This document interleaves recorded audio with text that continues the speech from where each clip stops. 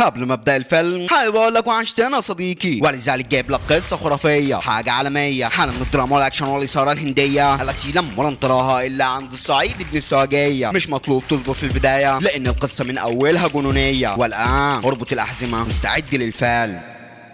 هو بيبدأ الفيلم بمارسي اللي بيكون رايح على البنك ومعاه كل اللي حيلته، اللي وراه واللي قدامه يا صديقي. بيروح لواحد صاحبه وبيقول له ايه الزحمه اللي عندكم في البنك دي النهارده؟ بيقول له ما هو الناس مجنونه بالشهاده الجديده اللي فيها فرق زياده 2% عن الشهايد التانيه في كل البنوك. بيقول له انت هتحط كام؟ بيقول له كل اللي حيلتي 500,000. بيقول له علشان ابنك يصرف منهم؟ بيقول له علشان بنتي، انما ابني ده لو ينفع اقطع رقبته هعملها، دماغه ناشفه قوي وتعبني قوي يا ابو رمزي. بيقول له مسير الدنيا اتعلمه. بيقول له علام الدنيا وحش قوي، ما كنتش حابب ياخد الدرس منها. بيقول له خش هتجيبك. بيخش على الشباك وبيدي الموظف الفلوس. بمجرد ما بيضيفهم في حسابه الموظفين كلهم بيسقفوا. مرسي بيقول له في ايه يا ابني؟ هم ليه كلهم بيسقفوا؟ بيقول له اصل بال 500,000 بتوعك تمينا 15 مليار روبيا. بيقول له بجد يعني هتدوني جايزه؟ بيقول له اكيد يا عمي، هنديك وصل فلوسك وانت ماشي. مدير الفرع بيتصل برئيس البنك بيقول له بعد 4 ايام من اصدار الشهاده الجديده يا فندم لمينا 15 مليار روبيا. بيقفل معاه. هو بيقول لي بيته في البنك بتاع الناس حاطه 15 مليار، ده احنا ممكن نشتري محافظه بيهم. اخو الصغير بيقول له احنا مش طماعين، خلينا ناخد 5 مليار ونهرب بره البلد. بيقول له عالة دي فكره اخوك بيتو، وانا مرتب كل حاجه وكنت مستني بس الفلوس تكمل 15 مليار. مرتيه موظف السفاره مظبط كل حاجه، وبعد ما تاخدوا الفلوس 24 ساعه هتكونوا بره الهند. المهم انت يا بيتو تكون جاهز. بيتو بيقول له اخوه الصغير تعالى، اخوك الكبير بيفكر دايما فينا، بيفكر فينا اكتر ما بيفكر في نفسه، واكيد هيعمل معانا الصح، فما تجادلش معاه تاني. اهم حاجه يا فرده، انت عايز نسرق البنك امتى؟ بيقول له يوم الجمعه بالليل، لان المركزي هيجي ياخد الفلوس من الفرع يوم الاثنين. مراته الخالصه بتشاور له هتسرق البنك امتى؟ بيقول لها يوم الجمعه. بيخرج بره، بتروح وراه بتقول له خد معاك 10 رجاله ما يعرفوش بعض وما تخليش حد فيهم يعرف انك انت الشخص الرئيسي. بيقول لاخوه الصغير عايزك تجيب لي 10 شباب حلوين بس كل واحد فيهم من بلد مختلفه وما تعرفش حد فيهم ان انا رئيسهم. بيقول له خلصانه. وعلى يوم الجمعه بالليل بيكون في السطح الوحش العنيف الولد المخيف البطل التي بقدراته هينسيهم نوم الليل. رافي بياخد هدومه وبينزل تحت. بابا بيقول للعيال اللي بيديهم الدرس يعني لو القطر بيمشي بسرعه 1000 كيلومتر هينفع واحد من الركاب على المحطه يركبوا فيه؟ رافي بيضحك. بيقول له انت بتضحك ليه يالا؟ بيقول له لا مفيش. بيقول له لا في. بيقول له ما هو بصراحه يابا لو في قطر بيمشي بالسرعه دي مش هيلحق يقف على المحطه اصلا، ولو في وقدر يقف على المحطه مش هيقدر يطلع بنفس السرعه دي، ولو طلع بالسرعه دي محتاج سوبرمان يحصله، وان جيت للواقع مفيش سوبرمان اصلا. خليك واقعي بلاش الخيال الهندي ده يابا. هو بيسيبوه يمشي. الراجل بيغضب. هو بيقول للعيال مفيش درس النهارده. بيخش لرافي بيلاقي مامته بتحط له الاكل. بيقول لها معلش ياما طبق رز كمان. بيقول لها اكليه يا اختي، ده طور ما بيشبعش اصلا. اخته بتقول له سيبه يابا، ده بياكل كل ده علشان عضلاته تكبر، طول اليوم بيمشي ورايا وبيعاكس في زمايلي. بيخلص اكل وابوه بيقول له وبعدين انت مش هتبطل اللي بتعمله ده؟ تنام متاخر وتصحى على الظهر تاخد فلوس وتسرح لا شغل ولا مشغله؟ بيقول له ما هي الفرخه يابا بتصحى بدري. بتعمل ايه يا باضت بيضه يا ما بيضتهاش اصلا؟ بيقول له قصدك اني فرخه؟ بيقول له اكيد يابا، انت بقالك 25 سنه بتصحى بدري. عملت ايه؟ انا بقى مش كل هم اجيب اكلي وشربي واتجوز. بصراحه كده انا مش ناوي امشي نفس طريقه، انا عايز ابقى من اغنياء البلد، اروح واجي بقى وعندي عربيه و2 و10. مش هستنى السوق علشان فيه عروض حلوه بتنزل، مش هستنى اقف في طابور السينما علشان احجز تذكره بعد ما الفيلم يعدي عليه سنه علشان اعرف اسمعه.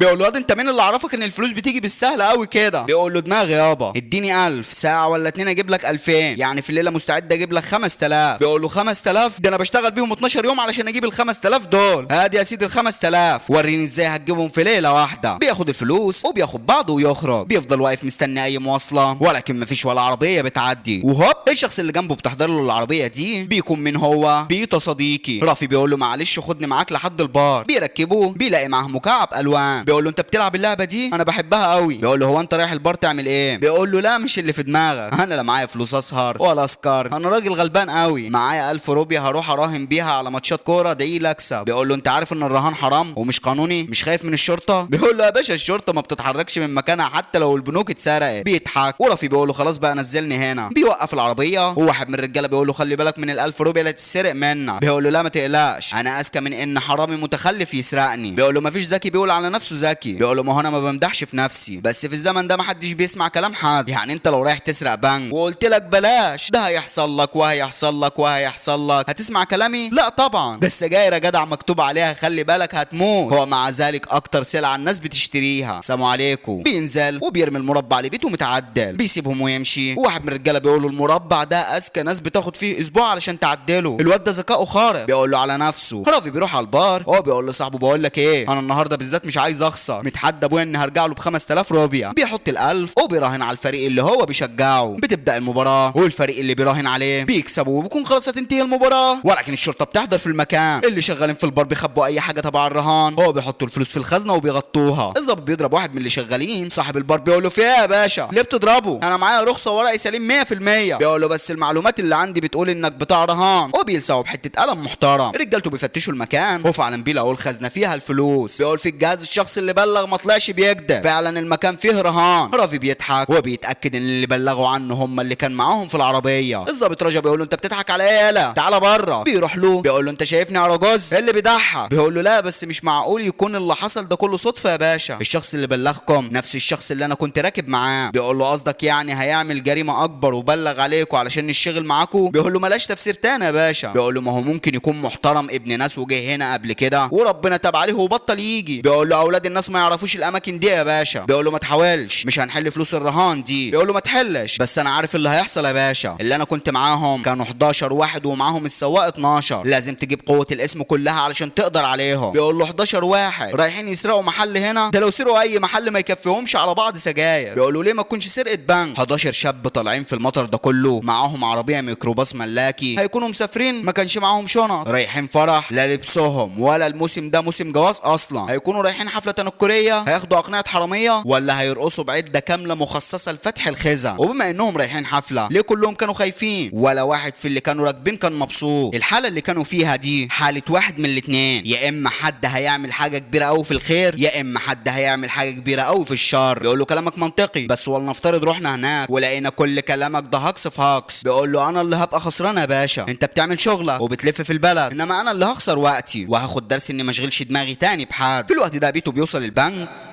ولكن من الباب الخلفي واحد من الرجاله بيروح لبتاع الامن بيقول له ولع معلش يا كابتن. بيروح يولع له وهي طلقه بالسلاح من تحت بيريحه. بيقطعوا السلك وبيكملوا لجوه، بيخلصوا على كل بتوع الامن بالاسلحه، والمدير بيقفل الخزنه بسرعه وبياخد بعضه وبيستخبى في الاوضه دي. بنته بيخش جوه واي كاميرا قبل ما تشوفهم بيكونوا قاطعين سلكها. بيوصلوا الخزنه والمتخصص بيمسك الهيلتي وهو بيخش مكان المفتاح، بيفضل يخرم لحد ما بيوصل لترس معين. بمجرد ما بيمسك الترس ده الكهرباء بتمسك فيه بترميه بعيد. التاني بيقول الخزنه دي مستحيل هتتفتح. بيتو بيقول له لا هتتفتح بس لو معانا المفتاح. بياخد واحد من الرجاله وبيخرج بيه بره، وهوب مره واحده بيخلص عليه. اتنين بيجوا من الرجاله برضه بيخلص عليهم، بيخلص على كل اللي جايين معاه. واخر واحد بيحضر بيقول له انت اللي قتلتهم. بيقول له لا مش انا. بيروح على اوضه الموظفين بيقول لهم هاتوا المفاتيح لاني عارف بيت كل واحد فيكم، خافوا على عيالكم. الراجل بيخاف وبيديله المفاتيح يا صديقي، بيديهم للي معاه والموظفين بيخرجوا جري لبره. بيتو بيخلص عليهم وابن الهرمه التاني بيروح جري على الخزنه يفتحها، بيلاقي ال 15 مليار قدامه وبيتو بيحضر ولكن بيرفع عليه سلاح. بيقول له اهدى، بيقول له انت اللي قتلتهم كلهم وعايز تقتلني وتاخد الفلوس لوحدك. انا هقتلك واخد الفلوس دي كلها لوحدي. بيقول له ما هو انت مش هتعرف تخرج الفلوس من هنا. بيقول له يعني انت اللي هتعرف؟ بيقول له اكيد، حتى بص على الحيطه اللي قدامك دي. بيبص ومره واحده بالونه حديد بتخش في الحيطه بتنهيه. بنته بيخرج الفلوس بره وبيخلص على سواق الوانش. الشرطه ورافي بيكونوا في الطريق وفعلا بيوصلوا البنك، بيلاقوا الدنيا متدمره والظابط بيقول له اكيد طلعوا من الناحيه دي. بيقول له لا هم حملوا الفلوس على تريلا لان اثر العجل ده اثر تريلا، يبقى هم طلعوا الناحيه دي. وفعلا اخو بيتو بيكون سايق التريلا وعليها الفلوس متحمله. رافي بيكون وراه وبيتو بيكون مراقب الاجواء من بعيد. بيكلم لالا في اللاسلكي هو بيقول له خلي بالك في عربيه شرطه قريبه منا، قبل ما تحصلها خش على الغابه نزل الفلوس وامشي. بيخش على الغابه وهو بيحفر رافي بياخد باله من الغبار، بيوقف والظابط بينزل تحت. لالا بيقول لي بيتو الشرطه جنبه اهي، بيقول له خليك مستخبي واياك حد يقرب ناحيه الفلوس، لو حسيت انهم هيقفشوه خلص عليهم قبل ما يوصلوا الفلوس. بيقول له خلصانه وفعلا بيخش عليهم عليهم بالسكين وبيكون خلاص هيقتل رافي، ولكن بيبعد عنه بيمسك في الظابط بيقول له رافي انت بتعمل ايه؟ هيخلص عليا الحقني. بيقول له اثبت 5 ثواني. ما بيحبش المشاكل، ولكن في وضع زي ده بيضطر يخرج الاسد اللي جواه يشاكل. بيمسك الحديده دي وهي واحده على الطاير بيقطع دراعه، بيرمي السكين على الارض. لالا بينزل عليها بتخش في بطنه. رافي بيشوف اخوه بيموت قدام عينيه، واللي عملها نفس الشخص اللي كسب فيه سيئه وخده على البار. بيفتكروا ابوهم خلاص هيقتلوه، ولكن دعم الشرطه بيوصل. هو بيخشوا فيه بالعربيه، بيرفعوا عليه الاسلحه بيثبتوه. الظابط رجا بيقول للمساعد بتاعه خد رافي روحه على البيت وخد للكلب ده على السجن. تاني يوم قنوات الاخبار كلها بتتكلم عن اللي حصل، ومذيع الراديو ده بيقول عاش على الشرطه، قبضوا على بيته بعد ما سرق بنك اخوه، ولسه هينقلوه على الاسم الرئيسي وهيحققوا معاه علشان يعرفوا خبى الفلوس فين. رافي بيزعل لانه هو اللي عمل كل ده. وفعلا على بالليل بياخدوا بيته وهم في الطريق بيه، مراته بترفع البازوكه دي وهي واحده بتقلب عربيه الشرطه. بيته بيخرج سليم منها، هو بيخلص على الشرطيين اللي فيها، بيروح جري على الغابه وبيطمن على الفلوس، ولكن بينصدم لان العربيه ولعت بالفلوس اللي عليها. صديقي بيقول كل ده بسبب الكلب اللي اسمه رافي، وربنا ما هرحمه لا هو ولا عيلته. الصبح رافي بيقوم مخضوض من النوم، بيلاقي الظابط راجا جنبه. بيقول له صباح الفل يا رافي، بيته قتل 3 شرطيين امبارح وهرب، على ما اعتقد مش هيسيبك في حالك، تعالى بره. بياخده بره، هو بيقول له قدام اهلك اهو، لما بيحصل حاجه زي دي بنغير اسم الشاهد ونهربه في اي مكان بعيد عن مكانه. بعد 5-6 شهور تقدر تيجي تشوف اهلك، وهم هيسافروا لك من وقت للتاني لحد ما نقبض على المجرم ده ونرجعك تاني بيتك.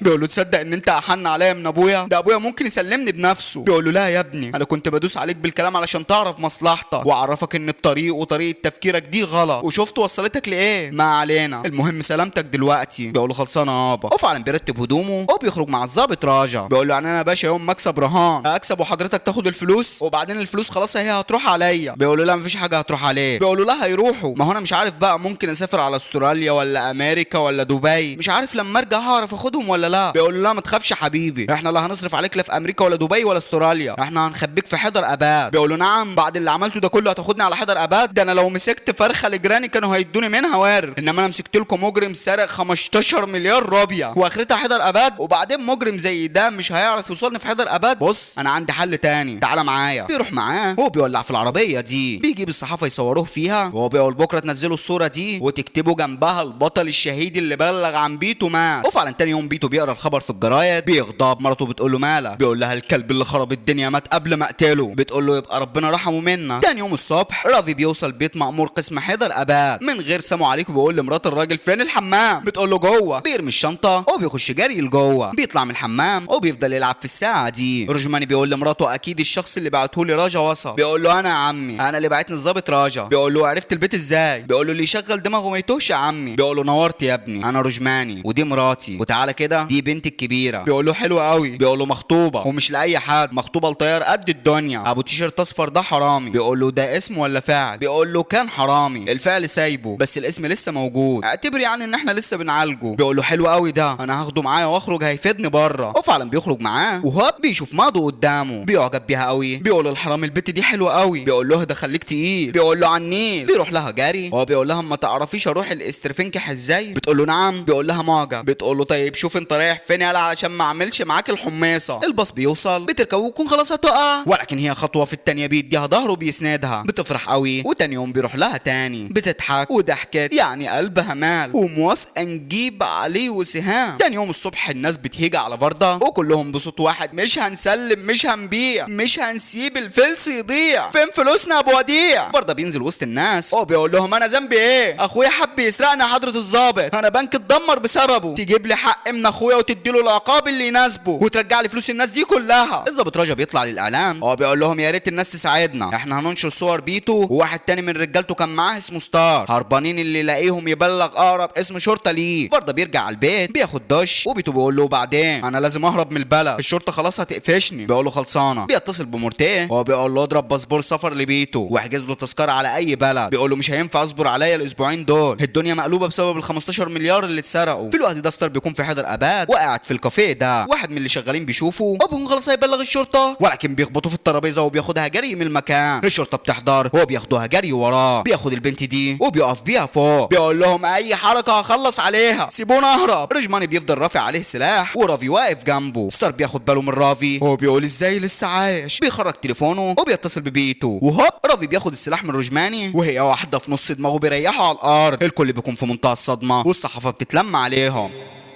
رافي بيقول له خلاص بقى انت اللي قتلته، مبروك عليك الترقيه، وبيسيبه ويمشي. تاني يوم بياخد له الاكل وبيروح له على القاسم. بيلاقي الرجاله واقفين بره. بيقول لمساعد روجماني هو في ايه؟ مين دول؟ بيقول له امبارح واحنا بنقلب في التليفون ستار لقيناها مسجل رقم موظف في السفاره اسمه مورتيه. روجماني بيحقق معاه جوه مش راضي يتكلم خالص، كلهم كلاب عايزين ضربهم بالشبشب. بيقول له بس كده عيوني. بيمسك صاحبنا ده وهي واحده بيكسر بيه المكتب. بيخش على التاني بينسيه كل الاسامي. اللي بعده بيكون اسمه سامي. بيكسر عظمهم واحد ورا التاني. ومورتيه بيخرج بره. بيقول للشرطي ازاي بيضربهم؟ ما يعرفش انهم رجالتي؟ بيقول له ما هو بيضربهم علشان رجالتك. بيقول له انا مش هسكت على المهزله دي. بيقول له ما تسكتش ده مسجون وضربهم، هنعمل له ايه يعني؟ روجماني بيخرج وبيقول لهم ايه اللي بيحصل؟ بيقول له زي ما انت شايف يا باشا، المسجون اللي جوه طلع وبيكسر في عظم رجالته. قال وايه الباشا زعلان؟ بيقول له خلاص خليه يكسر عظمهم ويمشي، قصدي يشيلوا عنهم ودخلوا الزنزانه. هو بيخش مكتبه في منتهى السعاده. مورتيه بياخد بعضه وهو ماشي بيتصل بفاردا. بيقول له الوضع بقى هنا صعب قوي، مش هقدر لا اضرب جوازات ولا اصفر اخوك دلوقتي خالص. بيقفل معاه وبيتو بيكون في منتهى الغضب. بيقول مين ابن الهرمه اللي واقف في وشي مش شايفه ده؟ بيكون الوحش العنيف رافي. بيقول له روجماني يعني بتاع السفاره ده تبعهم؟ بيقول له يا عم وانت شاغل دماغك ليه بالموضوع؟ خليك مستخبي بس كده زي ما انت. بيقول له هو انت فاكرني جاي هنا مستخبي منهم؟ انا جيت هنا علشان اعرف كل خباياهم واعرف مكان الفلوس واسجن اللي اسمه بيتو ده. بينصدم. هو بيقول له يعني انت بعته للشرطه وبعدناك عنه علشان ما يخلصش عليه، تقوم انت جاي هنا علشان ترجعه تاني للسجن؟ ليه يا ابني كل ده انت لو ليك طار عنده مش هتعمل كل ده. بيقول له الفلوس اللي سرقها دي كان من ضمنها فلوس ابويا حط في البنك اللي وراه واللي قدامه. كم واحد زي ابويا حطوا اللي وراهم واللي قدامهم. في الوقت ده بيتو بيقول مهما كان مين هو الشخص ده هخلص عليه واهرب من البلد. ورافي بيقول نجوم السماء قرب له من اي مطار، طول ما انا عايش مش هيعرف يهرب بره البلد. على بالليل بياخد الرجاله وبيروح على السفاره. بيقلع الشباك وبيقعد جوه على جهاز مورتيه. بيفضل يقلب لحد ما بيلاقي صوره بيتو محطوط على باسبور باسم ماتو ومحجوزه له تذكره على بكره الظهر. بيخرج بره. روجماني بيقول له لقيت حاجه؟ بيقول له في تذكره محجوزه لبيتو على بكره الظهر. بيقول له طيب انا عندي خطه، هنفضل مستنيين بيتو وهو رايح لمورتيه السفاره، ساعتها بقى هنطب عليهم ونقبض على الاثنين ويبقى ضربنا عصفورين بحجر. بيقول له خلصانه. وفعلا تاني يوم بيفضلوا متمركزين على مدخل السفاره، ولكن بيتو ما بيحضرش في المكان. الرجاله بيفضلوا مستنيين وبتاع الدليفري ده بيحضر في المكان. بيخش بالبيتزايه دي على مكتب مورتيه وبيحطها قدامه. بيقلع الكاب. هو بيتو يا صديقي. بيقول له انت ايه اللي انت لابسه ده؟ بيقول له انت مالك؟ هات الباسبور بتاعي. بيقول له طيب خد، انا ضربت لك انت واحد ومراتك واحد. بياخد البيتزايه وبيحطها قدام ماتو اللي برضه شغاله في نفس السفاره. بتقول له انا ما طلبتش البيتزا دي، وهوب بيرشقها بحاجه في قفاها بيغمى عليها. بياخدها معاه لبره. هو بيحطها في العربيه وبياخدها جري من المكان. رافي بيكون مستني في العربيه وهو بياخد باله من بتاع الدليفري لانه ما خرجش لحد دلوقتي من جوه. بيقول صاحبنا ده اتاخر ليه كده؟ اكيد في حاجه غلط. بينزل وبيخش السفاره. بيلاقي البيتزا على مكتب مادو. بيقول لهم مادو فين؟ زميلتها بتقول له مره واحده اغمى عليها وفي واحد ابن حلال خدها في عربيته. بيقول لها حلال مين؟ ده ابن حرام مصفي. بيروح جري على العربيه دي. روجماني بيركب معاه بياخدها جري وراهم. هو بيتو بيغير العربيه اللي راكبها. رافي بيفضل ماشي ومره واحده بيقف مكانه. بيقول له انت وقفت ليه؟ كمل بينا على المطار. بيقول له هو مش غبي علشان يروح على المطار، اكيد راح على شيناي ومش هيقدر يسافر طيران اصلا. بياخد الطريق اللي عكس المطار وفعلا بيلاقي اول عربيه من عربيات بيتو. بيروح جري عليها وهي واحده في الثانيه بيشيلها من على الارض. بيطوحها بعيد بيقلبها. بيكمل وراهم لحد ما بيحصل العربيه الثانيه.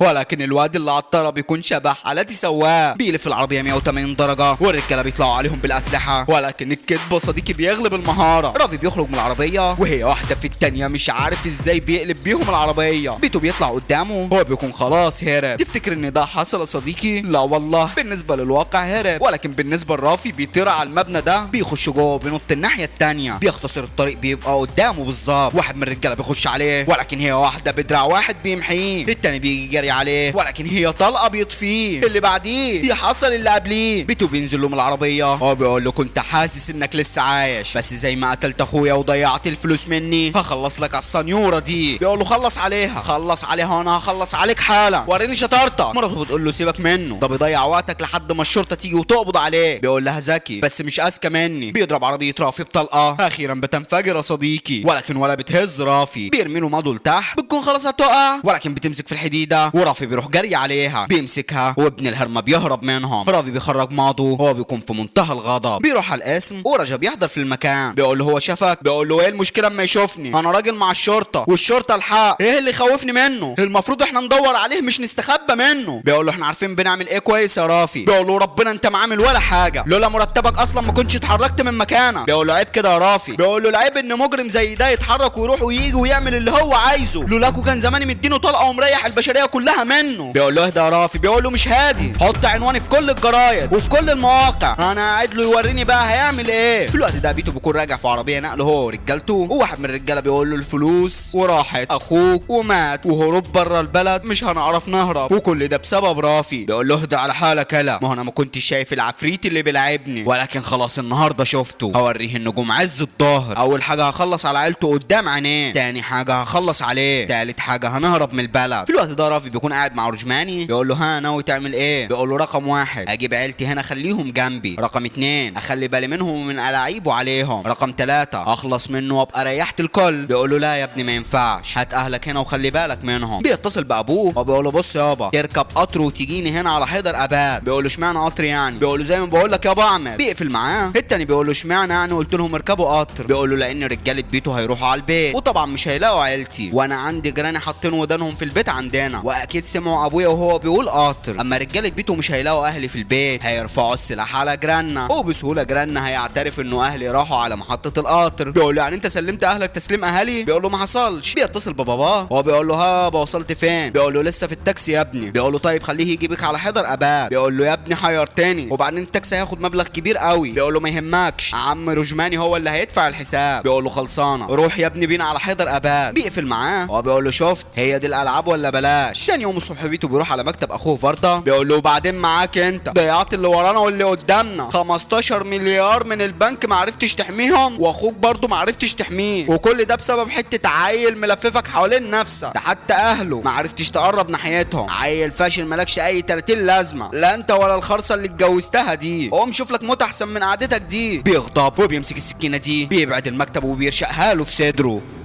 بيقول له حرام عليك يا اخويا انا ما عملتش معاك حاجه وحشه. بيقول له عندك حق بس غلطت في مراتي وانا مراتي خط احمر. بيقول له خلاص الفلوس. بيقول له اي فلوس؟ بيقول له ال 15 مليار معايا. بيقول له ازاي؟ انا شفتهم وهم بيولعوا قدام عينيا. بيقول له انا اللي ولعت في العربيه وخبيت الفلوس منك. بيقول له انت الفلوس فين؟ واحد من رجالته بيقول له خلاص ده مات يا ريس. في الوقت ده رافي بيكون في البيت والظابط رجا بيخش عليهم بيقول للسواق في التليفون ايوه يا ابني ما تركنش عندك تعال عند البيت اركنها. بيفضل يتكلم مع رجماني والحرامي عينيها على التليفون. رجا بيسيب التليفون على جنب وبيخرج يبص على العربيه. رافي بيخرج وراه ولكن رجا بيقول له معلش انا نسيت التليفون جوه ثانيه هجيبه. بيعرف ان الحرامي هفه منه بيقول له معلش سيبني انا اخش اجيبه لك. بيخش جوه وبيقول للحرامي هات التليفون يلا. بيقول له تليفون مين؟ بيقول له تليفون رجا اللي انت هفيته. بيديله التليفون وبيخرج بره. بمجرد ما بيدوس على زرار العربيه بتنفجر براجا يا صديقي. رافي بينصدم ومره واحده رجماني بيقول له الحق في بلطجيه خدوا عيلتك. بيروح جري وراهم ولكن ما بيلاقيش حد. اولاد الهرمه بيكونوا مستخبين بيهم ورا السجاده دي. ورافي بيقرب بالراحه بيرفع حته من السجاده برجليه بيشوفهم وبياخد الوضعيه وهي واحده بيرميه بعيد. اللي بعده هيلبسوا لبس العيد ابلع على بيكسر في عظمهم بكل غباء ولا واحد فيهم بيفرق معاه. دي عيلتي يالا ابن الهرمه. مرتري بيغفله وبياخد اهله في العربيه وبيجري. رافي بيخلص على اللي في ايديه وبيروح جري وراهم. بيجيب اول عربيه جاري رغم ان الطريق مفتوح وانا كمختار مصدق وببوح. المهم بيروح جري على العربيه اللي فيها اهله بياخد السكينه دي وبيرميها على كوتش العربيه بيقلبها وهي بتتقلب بيروح بسرعه ياخد ابوه منها علشان ما يتاذيش وانا كمختار ما بفتيش. وبرضه هم في الجو طايرين مرته بيخرج سلاحه وبيخبط ابوه بطلقه بتيجي في كتفه. وصدقنا صديقي الكذب انا ما بحبه. الراجل بيطب ساكت على الارض ورافي بيغضب وبياخدها جري على مرتريه وبيكون خلاص هينهيه ولكن امه بتقول له مش وقته يا ابني ابوك بيموت. رجباني بيحضر وبياخدوا ابوه على المستشفى. الدكاتره بيعملوا معاه اللازم. في الوقت ده رافي بيكون في القسم. رجماني بيروح يخرجه وبياخده معاه على المستشفى. بيقول له اولاد الهرمه خطفوا اختك. بينصدم بيقول له مش وقته خش شوف ابوك عايزك. بيخش البابا بيقول له ما تخافش يا ابني انا كويس يا ريتك ما خدت ال1000 روبيا في الليله السوداء دي. كنا قعدنا سوا سمعنا فيلم مع بعضينا قاعدين في امان الله ملناش دعوه بكل اللي حاصل بره. هو ده يا ابني الغنى الحقيقي هي دي العزوه يا ابني. صحتك وصحتي يساووا كنوز الدنيا مش هينفع نخسر بعض. انت عايز تقتل بيتو بس ما تزعلش مني انت وهو واحد مفيش فرق بينكم. الفرق الوحيد ان هو عايز مليارات انما انت عايز ملايين. ده الفرق الوحيد يا ابني. بيقول له لا لها يابا. بيقول له زعلت؟ يبقى وريني اللي انت اتعلمته من اللي فات، اصل اللي فات ده كله كان تعليم، لو اتغيرت فعلا هتجيب الفلوس منه وتسلمها للشرطه، فلوس الناس الغلابه. بيقول له هو ده اللي في دماغي والفلوس هترجع يابا. بيخرج بره وبيركب العربيه. روجماني بيقول له انا عارف انك ما قتلتش راجا، بس هي لابساك لانك انت اللي كنت واقف ومعاك التليفون. بيقول له انا مش خايف. بيقول له ازاي يعني؟ بيقول له لان راجا ما ماتش اصلا، لما دخل البيت علينا كان بيقول للسواق هات العربيه هنا قدام الباب، واما ركب هو مع السواق المفروض بقوا اتنين في العربيه، وانتوا لقيتوا كام جثه في العربيه؟ بيقول له جثه واحده. بيقول له هي دي بقى جثه السواق. يوم ما بيتو سرق البنك راجا دخل الغابه، اكيد شاف الفلوس وخباها، وفعلا يا صديقي هو وفرده خبوا الفلوس سوا. وروجماني بيقول يعني بيتو هو اللي قتل اخوه؟ بيقول له اكيد هو اللي قتله، بس ما كانش يعرف ان هو اللي مخبي الفلوس، وبعد ما قتله راجا راح له واكيد هياخد منه فلوس علشان يعرفوا مكان الفلوس كلها ويهربوا هما الاتنين بره البلد. وفعلا يا صديقي هو ده اللي حصل بالظبط. راجا وبيتو هما اللي فجروا العربيه بالسواق ومشيوا. بيقولوا طيب وانت ناوي تعرف هما هيعملوا ايه ازاي؟ بيقول له مفيش غيره واحد بس اللي هيعرفنا.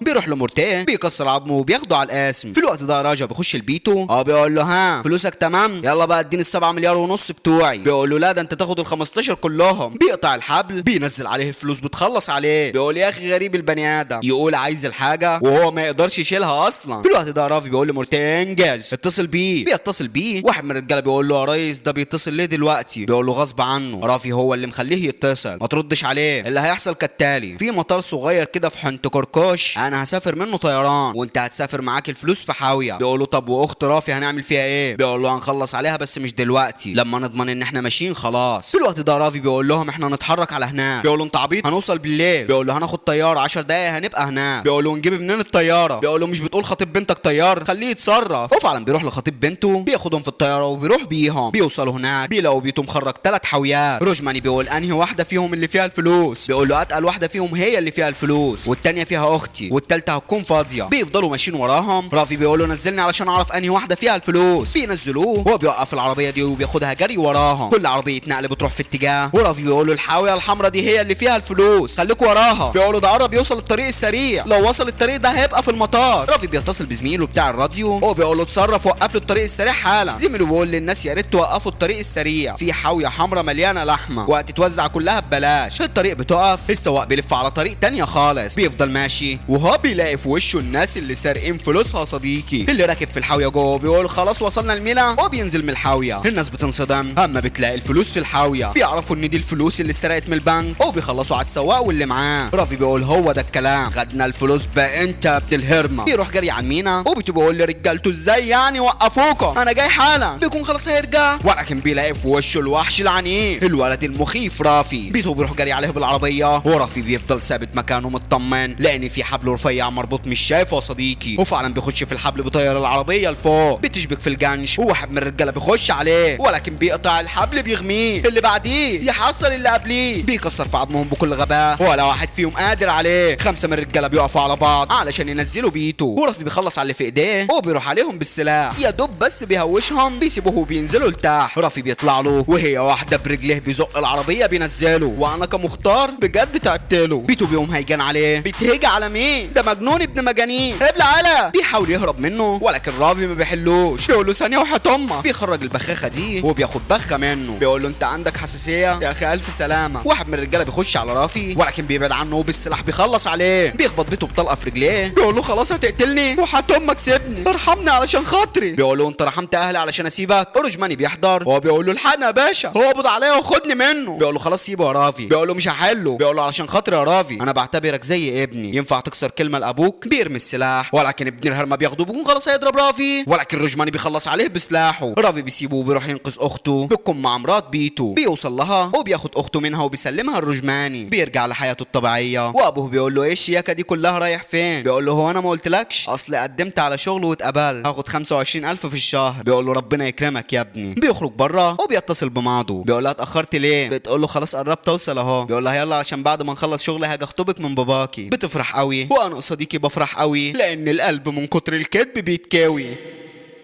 وهنا بينتهي الفيلم. اتمنى صديقي اكون كفيت ووفيت. حط لايك بقى لو نسيت وكومنت من قلبك يفرح قلبي يا ريت، وانزل في صندوق الوصف بص على القنوات الرسميه واحذر من الغش والتقليد، وخش خد لفه في القناه صدقني وبكل تاكيد هتلاقي فيديوهات كتير هتعجبك. اشوفك الفيديو الجاي يا قمر. سلام.